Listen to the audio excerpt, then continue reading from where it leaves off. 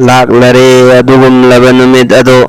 ꯇꯧꯅꯔꯒꯅꯤ ꯐꯠꯇ꯭ꯔꯕ ꯊꯕꯛ ꯀꯌꯥ ꯀꯌꯥ ꯇꯨꯒꯠꯆꯔꯕ ꯊꯕꯛ ꯀꯌꯥ ꯀꯌꯥ ꯃꯥꯡꯂꯔꯒꯅꯤ ꯏꯆꯦ ꯆꯟ kaya kayagi ijatsu musalman nupa nupi kaya kayasu saruk yari yamna pamna pungning changna makoyna khande hairiba thabagase islam na yadraba shariat na yadraba allah na asawba thabakni haibasi. Assalamu alaikum wa rahmatullahi wa barakatuh.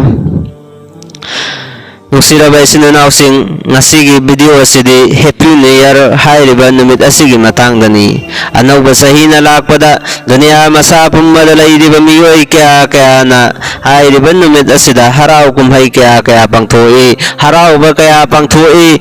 amana amada haraw pagjel kaya kaya pi amasung celebration kaya kaya tawi hairiba thabak thabam sing asida ngasigi musalman kaya kaya su musalman nupa nupi kaya kaya su na pamna saruk yari makoyna khantaba tawrude hairiba thabagase islam da laitaba thabagni atopagi mataw tambani hairiba thabak sing asidagi mataw karamna lamna laiba ngamgani haibna chingmo pham sing ado nusiraba isninaw singi mafamda thamjage nusiraba isninaw sing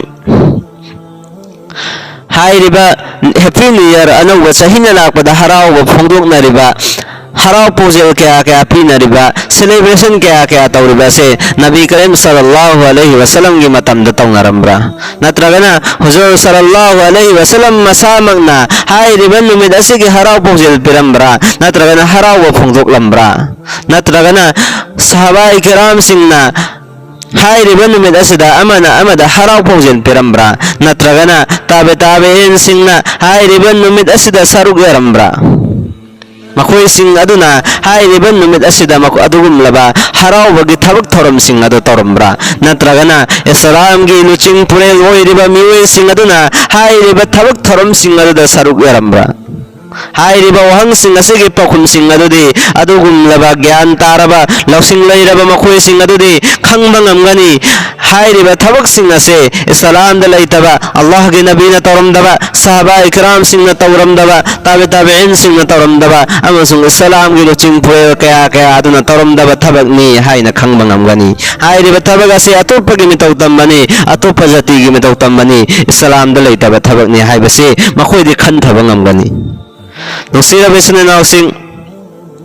hairiba Happy New Year hairiba numit asida haraw phongdoknariba se kanana hana puthorakhibano karamba jatina anauba chahi na lakpada haraw pangthoknarambano amasung karigi damakta pangthoklibano amasung hairiba matam asida musalman sing kari taw mataw tai musalman sing mataw karamna ngakthokpa ngamgani haibagi wafam sing ado mayamgi mafamda thamjage. Nusiraba isinanaw sing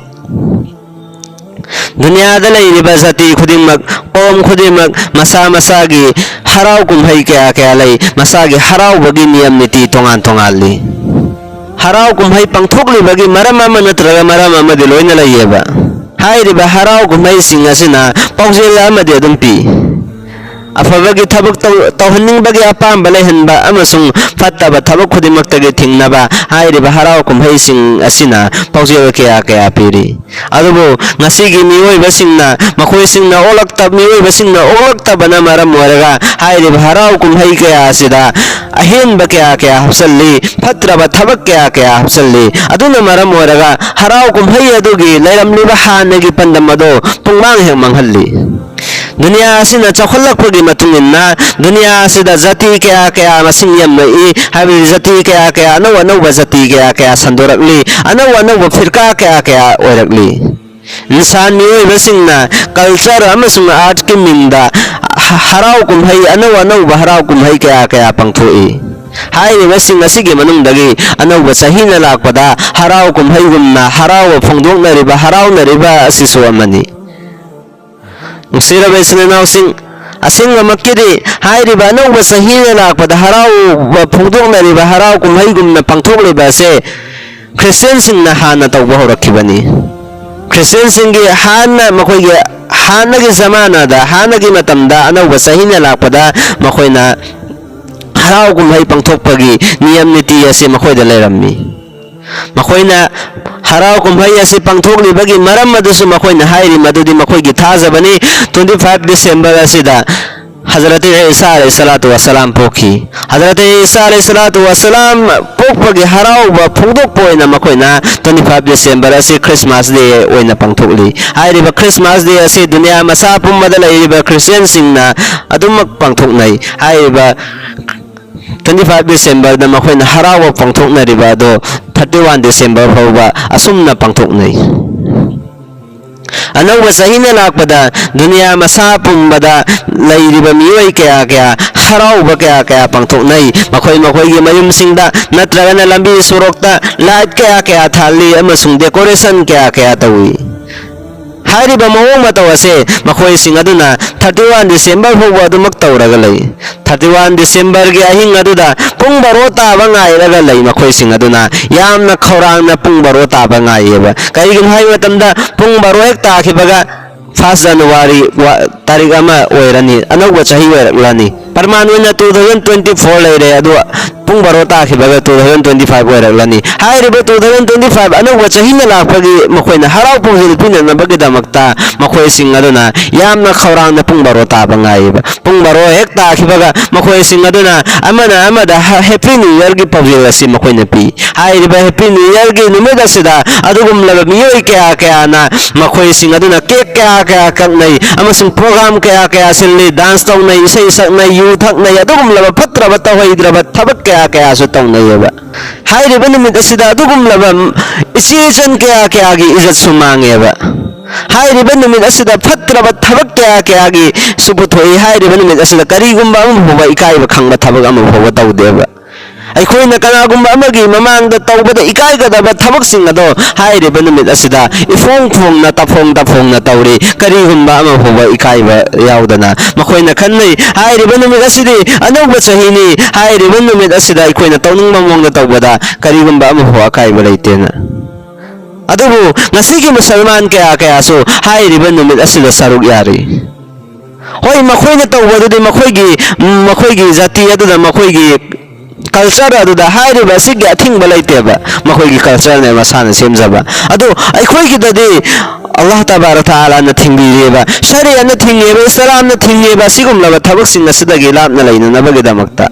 adubu musalman kaya hairiba numit asida yamna pamna saruk yari makoigi damakta leibak thibani ngasigi musalman kaya Christian singna anouba chahina lakpada harauba pangthokpagum musalman kaya su harauba pangthoi makoi sing aduna 31 December gi ahing asida pung baro taba makoi su yamna khawrang nangai pung baro taba ga makoina amada pausel pi happy new year message ta natraga text iraga natraga phone tawraga makoina pung baro taba ngai ba tumda bida ahing tumda bida Allah tabarak taala gi ibadat tawna bagi damaktari tumda bida laiba ngamdeba tumnga kaneba ibadat tawraga tawningda po kaneba adubu asigumla phatraba thabaksing asigi damaktadi ahing tumda bida pung baro taba ngairaga makoi sing aduna happy new year gi pujela sipiyoga yengbiyoba ado madumgi number save lainariba musalman kaya su hairiba numit asida happy new year haibagi status kaya thamlakani story kaya thamlakani hairiba khudimag asidagi aikoi lapna leifam thoi nuksiraba isin nausing asi adugum laba musalman kaya anouba chahina lakpada mayam punsinnaraga chak chanari harau tayamna makoina tawnari tikliba ngang masa sing aduna kadabu matamdaso makoigi mama mapa sing aduna karigumba amhuwa thingde hairiba si islam da chatnabi amagumna makoi sing aduna yamna pamna tawnari asengba makkedi masi khwaidagi hena phattaba thabak amani adugum laba musalman kaya so anouba chahina lakpada adugum laba hol na chatlaga isai tafhom da chatlaga drama tafhom da chatlaga khudimak adugum laba phatraba thabak khudimak ta saruk yari hairiba sidagi lapna laifam thoi ngasi musalman ayambana islam gi lairiba calendar Islamic calendar asigi matang da khangdeba Islam gi anouba chahidi Muharram gi tha daneba adu hairiba Muharram gi tha sida Islam gi hauriba chahi asi kanagumba musalman khara di khangdaba yaweba Islamic calendar gi matang da khangdaba yawi hoi aikoina chatnariba si English calendar da chatnai chummi aikoina kanagumba mana tarik hanga ko matam da sakoina date 1 date 2 date 3 na aikoina sumna hairi adu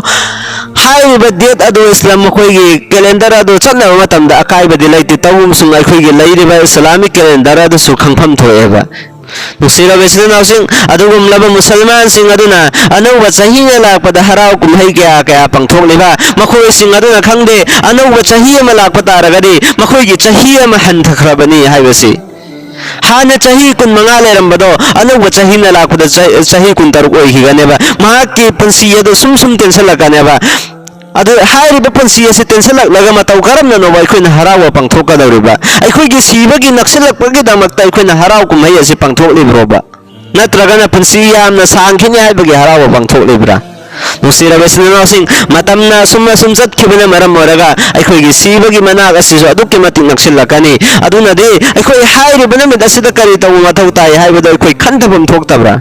नुसिरबा सिनाउसिंग अल्लाह तबारक तआला ना अखोइदा पीनबिरिबा पुंसी असे अल्लाह तबारक तआला गी मगैदगी ममन यामलबा अतांगबा पसक अमनि न्यामत अमनि हाइरिबा से अखोइना अरेमबदा मंगहलगा सिगुमलबा फत्रबा हराव कुमहै सिंग असिदा सरुक यारागा मंगहनबा हाइबसे अपंग मीगी खुदमनी असिंग मीगी खुदम नत्तेबा अपंग मीगी खुदमनेबा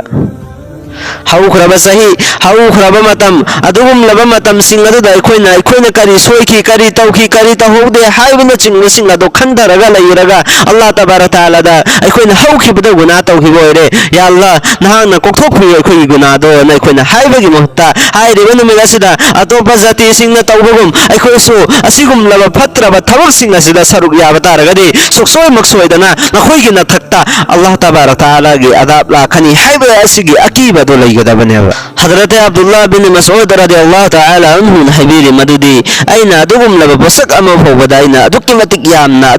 इकाइबा फावखिद्री हाइबदी अदुगुम लबा नुमित अमा हौख्रे हाइरिबा नुमित अदुदा अइगी नुमित अमदि ताखरबनेबा हाइबदी अइगी लैरम्मिबा नुमित अमा हौखिबा तारगदि अइगी हिंगदबगी नुमित अमदो हौख्रबनेबा वात्खरबनेबा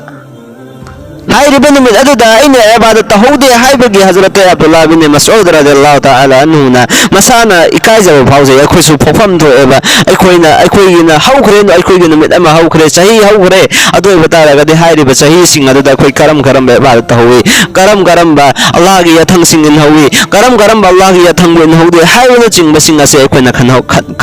खंधदबगी दमक्ता इकाइजबम थोएबा हजरत हसन बसरी रहमतुल्लाह अलैहि हबीरी मदुदी ए आदम की मसा मसु नखोई सिंग असे नुमित की मसा अपुन बगुम्बनी हेक नखोई की नोंगमा हौख्रबदा खंजल्लो नहाक की हिस्सा अमा ताखरबनी नहाक की सरुक अमा ताखरबनी हाइरिबा पुंसी असे अल्लाह तबारक तआला गी मैगैदगी पिरक्पा ममन यामलबा खुदोन्नी हाइरिबा पुंसी असे मतौ करमना सिजिन्नगनी हाइबदुदी सुमनतंगी आखिरत की पुंसी अदुदा तयारी तौनबगिदमक्ता माइ पाकोनबगिदमक्ता सिजिन्नफम थोई अदु हाइरिबा पुंसी अदुनी ख्वाइदगी हेन्ना मतिक मगुल लैबा ख्वाइदगी हेन्ना फाबा पुंसी हाइबदु हाइरिबा पुंसी अदुदा नखोइना फत्तबा तौरबा अदुइबा तारगदि नखोइगिदमक्ता मांगसबनी करिगुमा नखोइना अफबा थबक तहौरबा अदुइबा तारगदि नखोइगिदमक्ता तोंगजबनी हजरत अली रदियल्लाहु तआला अन्हु नहबीरी मदुदी हाइरिबा नुमित सिंग असे नहाकी चाहीगी चेना अमगुम्बनी हाइरिबा चेना सिंग अदुना नखोइगी अफबा अमाल सिंग अदुना इयु हाइबदी अखोइगी पुंसी असे चेना अमगुम्बनेबा हाइरिबा चेना सिंगसे सुम कांगकपना मरम ओरगा अरोइबा अमा नायरकनेबा अदुना अरोइबा नायरक्चिङैदा अहौबदगी हौना चेना कांगबा होरकपदे हौना नखोइगी अफबा अमाल सिंग अदुना इयोबा लोइरक्पा मतमदा नखोइगी खातमा बिल खैर कलिमा ला इलाहा इल्लल्लाह मुहम्मदुर रसूलुल्लाह ना लोइना नबगिदमक्ता सीबा मतमदा नखोइगी चिम्बाल अदुदगी अल्लाह गी मिंगलेना दो थोकलगा सीखिबा तारबा ला इलाहा इल्लल्लाह से नखोइना हाइरगा सीबा तारबा अदोइबा तारगदि नहाकी नथक्ता जहन्नम असे हराम नेबा जन्नत सुखसोय मक्सोयदना चतकनेबा मुसीरबा सिनाउसिंग हुजूर सल्लल्लाहु अलैहि वसल्लम न सुहैबिरम्मी मदुदी मियोइबगी इस्लाम द ख्वाइदगी हेन्ना फबा थबक्ति फत्रबा दुगुमलबा थबक सिंग अदुदगी ngakna leibaduni ꯑꯗꯨꯒꯨꯝꯂꯕ ꯐꯨꯖꯨꯜꯒꯤ ꯃꯇꯝꯁꯤꯡ ꯑꯗꯨꯗꯒꯤ ꯑꯩꯈꯣꯏ ꯉꯥꯛꯅ ꯂꯩꯐꯝ ꯊꯣꯛꯏ ꯍꯥꯏꯔꯤꯕ ꯑꯅꯧꯕ ꯆꯍꯤꯅ ꯂꯥꯛꯄꯗ ꯍꯔꯥꯎꯕ ꯀꯨꯝꯍꯩ ꯄꯥꯡꯊꯣꯛꯂꯤꯕ ꯍꯔꯥꯎꯕ ꯄꯥꯡꯊꯣꯛꯂꯤꯕ ꯁꯦꯂꯦꯕ꯭ꯔꯦꯁꯟ ꯀꯌꯥ ꯇꯧꯔꯤꯕꯁꯦ ꯐꯨꯖꯨꯜꯅꯤ ꯀꯔꯤꯒꯨꯝꯕ ꯑꯃ ꯐꯥꯎꯕ ꯀꯥꯟꯅꯗ꯭ꯔꯕ ꯃꯇꯝ ꯃꯥꯡꯍꯟꯕꯅꯦꯕ ꯃꯇꯝ ꯑꯁꯤ ꯁꯅꯥꯗꯒꯤ ꯍꯦꯟꯅ ꯇꯥꯡꯉꯦꯕ ꯅꯍꯥꯛꯀꯤ ꯄꯩꯁꯥꯅ ꯅꯍꯥꯛꯀꯤ ꯀꯩꯅ ꯁꯅꯥ ꯑꯗꯨꯗꯤ ꯂꯩꯕ ꯉꯝꯈꯤꯅꯦꯕ ꯑꯗꯨꯒ ꯅꯪꯒꯤ ꯍꯧꯈ꯭ꯔꯕ ꯃꯇꯝ ꯑꯗꯨꯗꯤ ꯀꯔꯤꯒꯨꯝꯕ ꯑꯃꯐꯥꯎ ꯂꯩꯕ ꯉꯝꯂꯣꯏꯕ ꯅꯪꯒꯤ ꯍꯧꯈ꯭ꯔꯕ ꯃꯇꯝ ꯑꯗꯣ ꯍꯜꯂꯛꯅꯕ ꯅꯪꯅ ꯀꯌꯥ ꯇꯧꯕ ꯇꯥꯔꯒꯁꯨ ꯀꯔꯤꯒꯨꯝꯕ ꯑꯃ ꯐꯥꯎꯕ ꯀꯥꯟꯅꯔꯣꯏ ꯅꯨꯡꯁꯤꯔꯕ ꯏꯆꯤꯜ ꯏꯅꯥꯎꯁꯤꯡ ꯍꯥꯏꯔꯤꯕ ꯑꯅꯧꯕ ꯆꯍꯤꯅ ꯂꯥꯛꯄ ꯑꯁꯤꯗ ꯑꯩꯈꯣꯏ ꯀꯔꯤ ꯇꯧꯕ ꯃꯊꯧ ꯇꯥꯏ ꯑꯩꯈꯣꯏ ꯑꯗꯨꯒꯨꯝꯂꯕ ꯑꯇꯣꯞꯄ ꯖꯥꯇꯤꯁꯤꯡ ꯑꯗꯨꯒꯤ ꯃꯤꯇꯧ ꯇꯝꯒꯗ꯭ꯔꯥ ꯑꯜलाꯍꯒꯤ ꯅꯕꯤꯅ ꯍꯥꯏꯕꯤꯔꯤ ꯃꯟ ꯇꯁhabbaha biqawmin fahuwa minhum ꯑꯗꯨꯒꯨꯝꯂꯕ ꯃꯤꯑꯣꯏ ꯑꯗꯨꯅ ꯀꯅꯥꯒꯨꯝꯕ ꯖꯥꯇꯤ ꯑꯃꯒꯤ ꯃꯤꯇꯧ ꯇꯝꯕ ꯇꯥꯔꯕ ꯍꯌꯦꯡ ꯃꯈꯣꯏꯁꯨ ꯑꯗꯨꯒꯨꯝꯂꯕ ꯃꯤꯑꯣꯏꯁꯤꯡ ꯑꯗꯨꯒ ꯍꯧꯒꯠꯍꯟꯒꯅꯤ ꯑꯗꯨꯒꯨꯝꯂꯕ ꯃꯤꯑꯣꯏꯁꯤꯡ ꯑꯗꯨꯒ ꯃꯥꯟꯅꯈ꯭ꯔꯒꯅꯦꯕ ꯅꯨꯡꯁꯤꯔꯕ ꯏꯆꯤꯜ ꯏꯅꯥꯎꯁꯤꯡ ꯑꯅꯧꯕ ꯆꯍꯤꯅ ꯂꯥꯛꯄꯗ ꯃꯨꯁꯜꯃꯥꯟꯁꯤꯡꯅ ꯄꯣꯠꯂꯝ ꯑꯅꯤ ꯈꯟꯊꯕ ꯃꯊꯧ ꯇꯥꯏ ꯍꯥꯏꯕꯗꯤ ꯑꯍꯥꯟꯕꯗ ꯅꯍꯥꯛꯀꯤ ꯍꯧꯈ꯭ꯔꯕ ꯄꯨꯟꯁꯤꯁꯤꯡ ꯑꯗꯨꯒꯤ ꯍꯤꯁꯥꯕ ꯇꯧꯕ ꯃꯊꯧ ꯇꯥꯏ ꯅꯪꯅ ꯍꯧꯈ꯭ꯔꯕ ꯄꯨꯟꯁꯤ ꯑꯗꯨꯗ ꯀꯅꯥꯗ ꯀꯔꯤ ꯁꯣꯏꯈꯤ ꯅꯍꯥꯛꯅ ꯃꯤꯉꯣꯟꯗ ꯅꯨꯡꯉꯥꯏꯇꯕ ꯄꯤꯈꯤꯕ꯭ꯔꯥ ꯅꯠꯇ꯭ꯔꯒ ꯅꯨꯡꯉꯥꯏꯇꯕ ꯊꯝꯈꯤꯕ꯭ꯔꯥ ꯅꯍꯥꯛꯉꯣꯟꯗ ꯀꯅꯥꯒꯤ ꯂꯟꯗꯣꯟ ꯇꯣꯜꯂꯤ ꯍꯥꯏꯕꯅꯆꯤꯡꯕ ꯅꯍꯥꯛꯅ ꯏꯕꯥꯗꯠ ꯇꯧꯈꯤꯕ꯭ꯔꯥ ꯅꯃꯥꯖ ꯁꯣꯟꯈꯤꯕ꯭ꯔꯥ ꯁꯣꯟꯍꯧꯗꯕ꯭ꯔꯥ ꯔꯣꯖꯥ ꯍꯦꯟꯈꯤꯕ꯭ꯔꯥ ꯍꯦꯟꯍꯧꯗꯕ꯭ꯔꯥ ꯍꯥꯏꯕꯅꯆꯤꯡꯕ ꯋꯥꯐꯝꯁꯤꯡ ꯑꯗꯨ ꯅꯍꯥꯛꯅ ꯍꯤꯁꯥꯕ ꯇꯧꯐꯝ ꯊꯣꯛꯏ ꯑꯗꯨꯒ ꯑꯅꯤꯁꯨꯕ ꯑꯃꯅ ꯂꯥꯛꯀꯗꯧꯔꯤꯕ ꯄꯨꯟꯁꯤꯁꯤꯡ ꯑꯗꯨꯗ ꯅꯈꯣꯏꯅ ꯍꯦꯟꯅ ꯃꯃꯥꯡꯗ ꯅꯈꯣꯏꯒꯤ ꯍꯧꯈ꯭ꯔꯕ ꯄꯨꯟꯁꯤꯗ ꯐꯖꯅ ꯇꯧꯕ ꯉꯝꯍꯧꯗꯕꯁꯤꯡ ꯑꯗꯣ ꯂꯥꯛꯀꯗꯧꯔꯤꯕ ꯆꯍꯤ ꯑꯁꯤꯗꯗꯤ ꯑꯩ ꯐꯖꯅ ꯇꯧꯕ ꯍꯧꯔꯒꯦ ꯍꯧꯈ꯭ꯔꯕ ꯆꯍꯤꯗ ꯑꯩꯅ ꯐꯖꯅ ꯇꯧꯕ ꯉꯝꯍꯧꯗ꯭ꯔꯒꯁꯨ ꯂꯥꯛꯀꯗꯧꯔꯤꯕ ꯆꯍꯤ ꯑꯁꯤꯗꯗꯤ ꯑꯜꯂꯥꯍꯅ ꯌꯥꯕ ꯃꯑꯣꯡꯗ ꯄꯨꯟꯁꯤ ꯂꯦꯜꯂꯒꯦ ꯍꯥꯏꯅ ꯑꯩꯈꯣꯏ ꯈꯟꯐꯝ ꯊꯣꯛꯑꯦꯕ ꯍꯥꯏꯔꯤꯕ ꯃꯨꯁꯜꯃꯥꯟꯁꯤꯡ ꯍꯥꯏꯔꯤꯕ ꯄꯣꯠꯂꯝ ꯑꯅꯤ ꯑꯁꯤ ꯑꯅꯧꯕ ꯆꯍꯤꯅ ꯂꯥꯛꯄꯗ ꯇꯧꯐꯝ ꯊꯣꯛꯏ أنو سهين راكم تمدا هاي بدعاء سيدم سنبيو اللهم أدخله علينا بالأمن والإيمان والسلامة والإسلام ورضوان من الرحمن وزواج من الشيطان يا الله أنا وزهي سيبو أخوي قد مقطع أمن أمسون إيمان أمسون سلامة أمسون إسلام أمسون نهان يابا بنسيادو هنبيو أمسون شيطان دقي نهان نقطوك فيو نسيربسن ناوسين أدونا مرمو أرغا أين هنين لبغي بندم دي أنا وسهي أسينا لاق ودا هراوكم هاي سليبريشن كيا كيا بانتوغ لباسي مسلمان سنگي لمشت نتي إسلام نيادا بطابغني أطوب جاتي سنگي چت نبيني أدونا أكوي هاي بچت نبي سنگ أسيدا سروغيا فمتوغتي أكوي إسلام نجو تمليب قانون نيام نتي سنگ أسيدا أكوي tung inba matau tai kana gumba miyoy amana athopa jati amagi mitau tamda ragadi hairiba miyoy do so athopa jati singi manungda oikhrabani na Allah gi nabina hairibani aduna oidagabagi damakta ikhoi hairiba thabak sing adagi lamna lefam thoi kana gumba musalman amana athopa jati amagi natragana film star amagi natragana mahana pamjaba idol amagi haidi phattaba Islam ni ada ba idol amagi mahana mitau tamma taraba hayang mahakaloina qayamat ke numit hawatan ganeba हाइरिबा खुदिमक असे कोई खंथरगा हाइरिबा नुमित असिदा कोई अल्लाह न याबा मवंगदा pussy लेन न बहोनसी अल्लाह तबारक तआला न हाइग्रिब खरा खजि असिदा मन तवंगम बै पंगल तोना पिन बिवसनु वा आखिरु दावाना अल्हम्दुलिल्लाहि रब्बिल आलमीन।